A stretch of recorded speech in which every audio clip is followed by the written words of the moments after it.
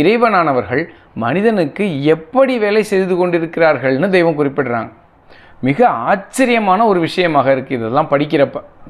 இப்போ நம்ம ஒரு திட்டம் போடுறோம், நன்மையான திட்டம் போடுறோம். என்ன, ஒரு வீடு கட்டணும்னு நினைக்கிறோம். இப்போ ஒரு வீடு கட்டிட்டோம். அப்போ இது தூல தேகத்தில் நம்ம அதை அனுபவிக்க போகிறோம் அந்த வீட்டை.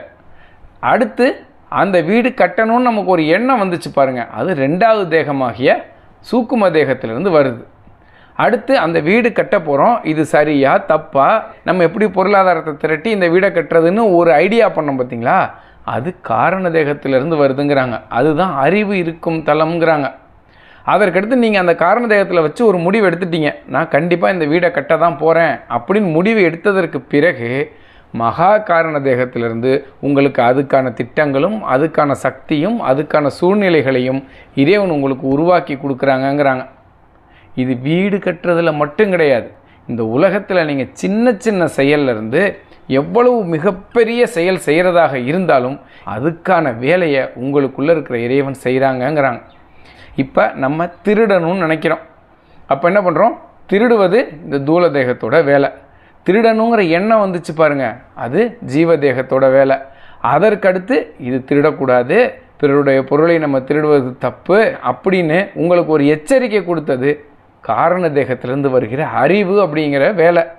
அப்பையும் நம்ம கேட்கல, இல்லை நான் திருட தான் போகிறேன் கன்ஃபார்ம் அப்படின்னு அப்ரூவல் கொடுத்ததா, அதற்கான வேலைகளையும் மகா காரண தேகத்தில் இருக்கிற அந்த இறைவஸ்து நித்திய பொருள் செய்துங்கிறாங்க.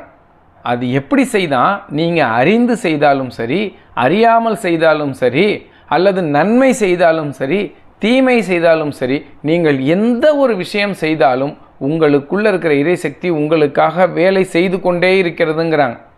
இந்த இடத்துல ஒரு விஷயத்தை தெய்வம் என்ன கவனிக்க சொல்கிறாங்க அப்படின்னா, கடைசி வரை நீங்கள் அதை தவறாக வழிநடத்தி தவறான கட்டளைகளுக்கு அதை வேலை வாங்கி கொண்டே இருப்பதால் தான் உங்களுக்கு துன்பமாக வந்து குமிந்து கொண்டே இருக்கிறதுங்கிறாங்க.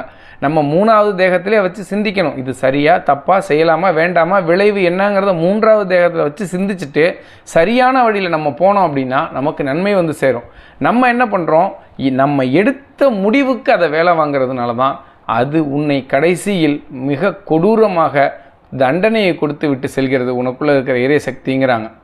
காலமெல்லாம் அதை உன்னுடைய இச்சைக்கு பணிந்து வேலை வாங்கி கொண்டிருக்கிறாயே, அப்படி செய்யாத, அதனுடைய இச்சைக்கு நீ வேலை பார்க்குற மாதிரி செஞ்சிட்டினா உனக்கு நன்மைகள் வந்து சேரும், உனக்கு மகிழ்ச்சி வந்து சேரும்னு தெய்வம் இந்த திருவாக்கியத்தில் குறிப்பிட்டு காட்டுறாங்க.